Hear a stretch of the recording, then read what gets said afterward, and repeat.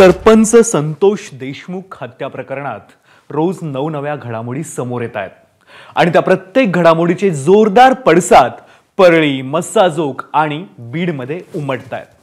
आज काय काय घडलं, त्यावरून काय काय बिघडलं पाहणार आहोत आजच्या भागात। नमस्कार, मी विनोद घाडगे। सुरुवात करूया राजकीय शोलेला।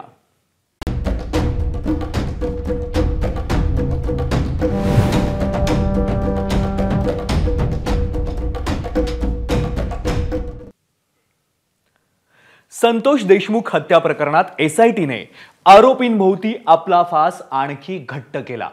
एसआयटीने 10-12 मुद्दे न्यायालयासमोर मांडले आणि वाल्मिक कराडची पोलीस कोठडी मिळवली।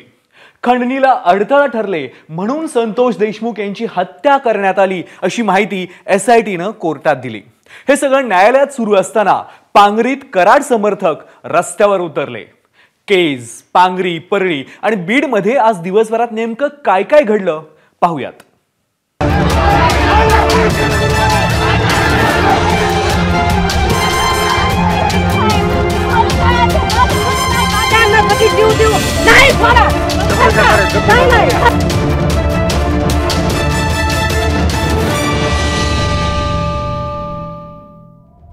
सरपंच संतोष देशमुख हत्या प्रकरणी मकोका लावलेल्या वाल्मिक कराडला 7 दिवसांची पोलीस कोठडी सुनावण्यात आली आणि त्याच्या समर्थकांनी आक्रमक पवित्रा घेत राडा घालायला सुरुवात केली।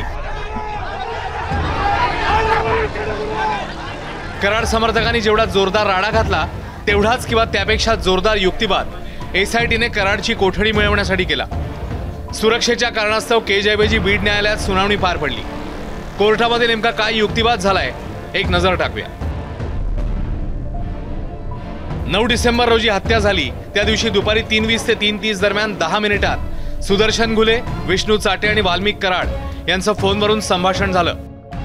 या तिघांमध्ये त्या दिवशी नेमकं काय बोलणं झालं याचा तपास करायचा आहे। संतोष देशमुख यांच्या अपहरणाची वेळ आणि या तिघांच्या फोनवरील संभाषणाची वेळ मिळती जुळती आहे। वाल्मिक कराडवर याआधी दाखल झालेल्या गुन्ह्यांची लिस्ट कोर्टामध्ये सादर केली। इतर आरोपींविरोधात दाखल गुन्ह्यांची माहिती सादर केली। मकोका का लावला याचा संदर्भ देण्यात आला। विदेशातील मालमत्तेबाबत चौकशी सुरू आहे। फरार आरोपी कृष्णा आंधळे याला लपवण्यात यांचा हात आहे का याची माहिती घ्यायची आहे। घुले आणि चाटे अनेक दिवस फरार होते, त्यांना कोणी मदत केली याची माहिती घेणं सुरू आहे। वाल्मिक कराडने हत्येच्या दिवशी संतोष देशमुखांना धमकी दिल्याचा एसआयटीचा दावा आहे। खंडणीला अडथळा ठरले म्हणून संतोष देशमुख यांची हत्या करण्यात आली अशी माहितीही एसआयटीने कोर्टात दिली आहे। यावर आरोपीच्या वकिलांनी जोरदार प्रतिवाद केलाय। कुठल्याही आरोपीने वाल्मिक कराडचं नाव घेतलं नाही। वाल्मिक कराड विरोधात कुठलाही ठोस पुरावा नाही। वाल्मिक कराडवर हत्येचा गुन्हा लागू शकत नाही। वाल्मिक कराडची अटक बेकायदेशीर आहे। न्यायाधीशांनीही तपास अधिकाऱ्यांना काही प्रश्न विचारले आहेत। हत्येच्या गुन्ह्यात अटक करताना आरोपीचा सहभाग आहे का याची खात्री केली होती का?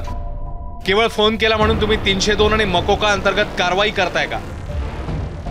सगळ्या सुनावणीनंतर कोर्टात वाल्मिक कराडला 22 जानेवारीपर्यंत पोलीस कोठडी सुनावली आहे। सरकारी वकील म्हणून उज्ज्वल निकम यांची नियुक्ती कधी होणार असा सवाल देशमुख कुटुंबियांनी विचारलाय। आमची देशमुख कुटुंबियाची मागणी एकच आहे सुरुवातीपासून की ह्या घटनेमधले सगळे आरोपी यांना फाशीची शिक्षा झाली पाहिजे। ज्यांनी आमच्या कुटुंब प्रमुखाची हत्या केली, संतोष अण्णांची हत्या केली, सरपंचाची हत्या केली, त्या माणसाला न्याय भेटला पाहिजे आणि न्यायाच्या भूमिकेत आम्ही आहेत। मग आमच्या मागणीवर आम्ही कायम आहेत की आरोपीला शिक्षा झाली पाहिजे। धनंजय मुंडेंना जातीय दंगली घडवायच्या आहेत असा आरोप करताना जरांगेंनी बीडमध्ये तीव्र आंदोलनाचा इशारा दिलाय। धनंजय मुंडे पाठ त्यासाठीच आलाय वाटतं की याला राज्यात दंगली घडवायच्या, जातीवाद करायचा, याचा पाप झाकायसाठी हे त्याची गुंडाची टोळी रस्त्यावर उतरायला लागला। त्याची जात नाही, ओबीसी पण नाही, पोलीस नाही, फक्त त्याची गुंडाची टोळी रस्त्यावर उतरायला आलाय। हे माजुरडे माजलेले आहेत याची टोळी।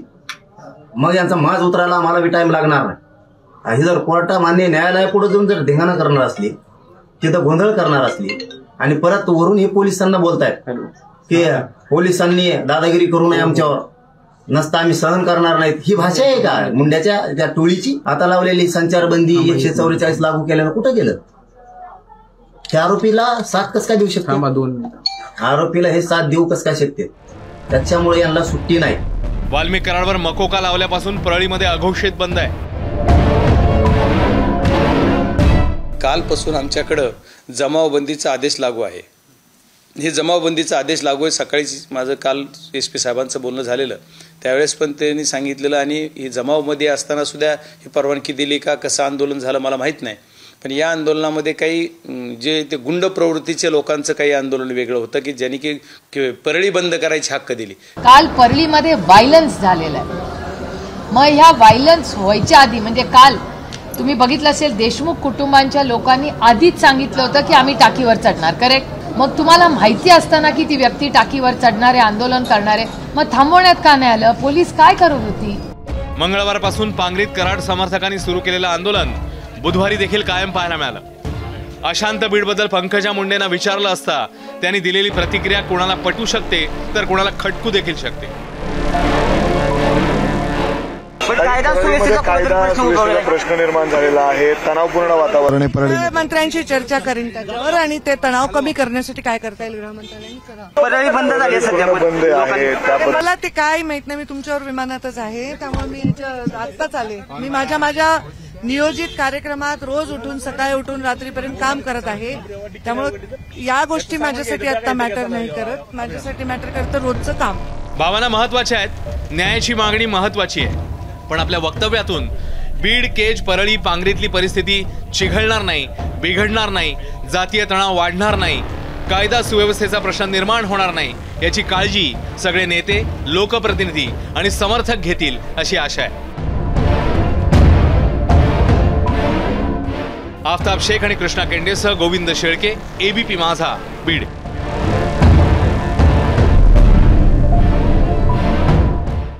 मस्साजोग प्रकरणातील आरोपींच्या बेहिशेबी मालमत्तांची चौकशी करण्यासाठी ईडीची एंट्री होऊ शकते असं बोललं जात आहे. वाल्मिक कराड यांच्याशी संबंधित ज्योती मंगल जाधव यांच्या नावावर कोट्यवधींचे ऑफिस स्पेस, बायकोच्या नावावर उच्चभ्रू सोसायटीत कर थकबाकी असलेले 2 फ्लॅट्स, केजमध्ये मिळालेलं वाईन शॉप परवान्याचं ना हरकत प्रमाणपत्र, हे सगळं आता SITच्या रडारवर आहे.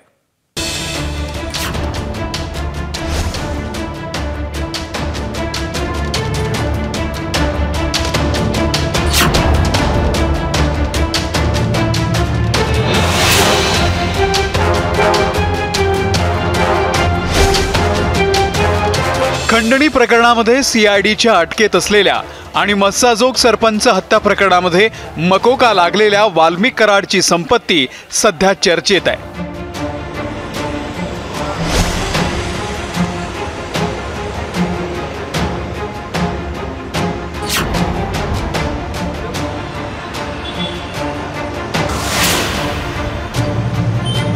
या संपत्तीमुळेच कराडला एका मागोमाग एक धक्के बसायला सुरुवात झाली आहे. पुण्यातल्या फर्ग्युसन महाविद्यालयाच्या समोर काम सुरू असलेली ही इमारत पूर्ण होण्याच्या आधीच चर्चेत आली आहे.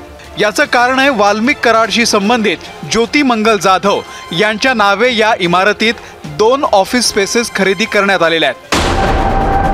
या इमारतीच्या 6व्या मजल्यावरती 610C हे दुकान ज्योती मंगल जाधव यांनी खरेदी केलंय. या दुकानाचं क्षेत्रफळ आहे 492 स्क्वेअर फूट.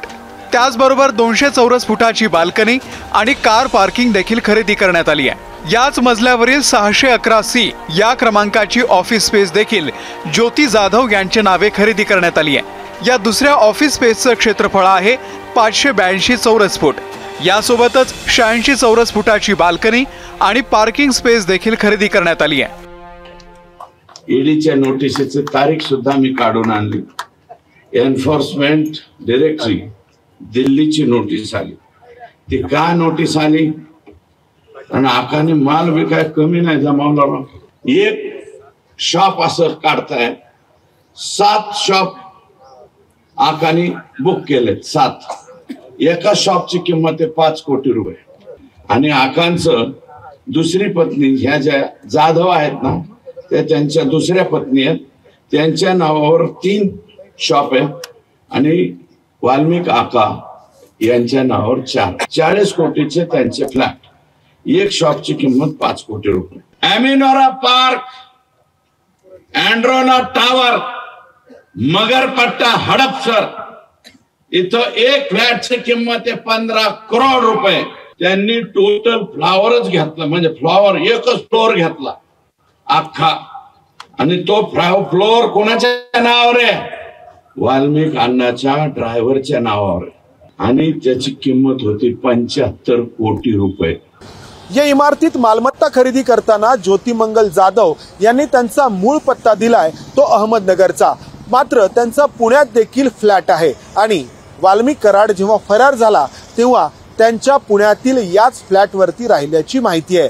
आणि आता या इमारतीमध्ये ज्योतिमंगल जाधव यांच्या नावाने कोट्यवधी रुपये खर्च करून मालमत्ता खरेदी करण्यात आल्याचं समोर आलंय.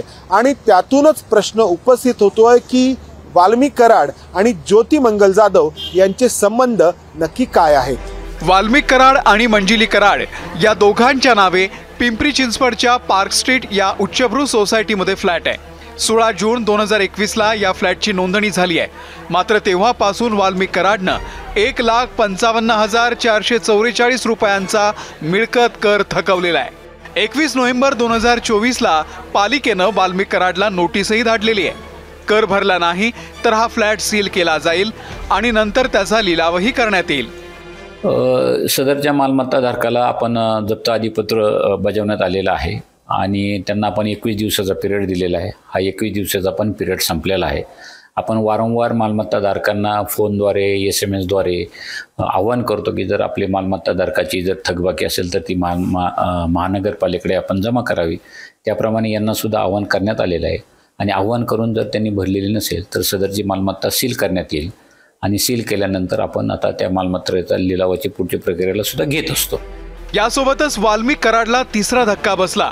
केज नगर पंचायतीनं वाल्मिक कराडला वाईन शॉप सुरू करण्यासाठी दिलेलं ना हरकत प्रमाणपत्र रद्द केलंय. हे वाईन शॉप विकत घेताना केज नगर पंचायतकडून बेकायदेशीरपणे ना हरकत प्रमाणपत्र घेतल्याचा आरोप खासदार बजरंग सोनावणे यांनी केला होता. लोकांनी मला निवडूनच त्यासाठी दिलंय. इथलं अवैध धंदे, गुटखा, मटका, रेती सगळं काढणार, जिल्ह्यातलं काही ठेवणार नाही. चाहे काही हो, माझं मी कुठली भेणार नाही. उद्या काय व्हायचं ते होईल मला माहीत नाही, पण मला एकच माहिती आहे की इथला आमचा जिल्हा स्वच्छ करण्यासाठी मी झगडणार. संपत्ती कोणत्या गुन्ह्यातून कमावली आहे हे तपासायचं म्हणून कोर्टामध्ये वाल्मिक कराडची पोलीस कस्टडी मागितलेली होती. तोच धागा पकडून खासदार सुप्रिया सुळे यांनी काही प्रश्न विचारलेले आहेत. मला प्रश्न विचारायचा सरकारला की अकाउंट जे सील केले हे किती अकाउंट सील केलेत पहिलं, आणि त्याच्यात पैसे किती आहेत ह्याची काहीच माहिती आपल्याकडे येत नाही. हे जर एक्स्टॉर्शन असेल जे सरकार मान्य करतंय, FIR सांगतंय की त्याच्यात एक्स्टॉर्शन आहे, तर जर एक्स्टॉर्शन झालं असेल तर ED का ह्याच्यात लागत नाहीये? विष्णू चाटे नावाचे जे कोणी आहेत ते तुमच्या चॅनलवरच मी पाहते, त्यांचा फोन मिसिंग आहे. असा कसा फोन मिसिंग आहे? खंडणीला विरोध केला म्हणून संतोष देशमुख यांची हत्या झाली का याचा तपास SIT करतेय. अशावेळी खंडणीचा आरोप असलेल्या वाल्मिक कराडशी संबंधित एक संपत्तीचे तपशील समोर येत आहेत. ही संपत्ती कोणत्या मार्गाने कमवली याचं उत्तर मिळालं तर एकट्या वाल्मिक कराडपुरतं न थांबता महाराष्ट्राच्या गावागावात असलेल्या सर्वपक्षीय आकांक्षा मुसक्या आवळणं हे कठीण नसेल. मंदार गोंजारी, ABP माझा, पुणे. या खास रिपोर्टसह राजकीय शोलेमध्ये आता वेळ झाली इथेच थांबायची. उद्या पुन्हा भेटणार आहोतच. पाहत रहा ABP माझा.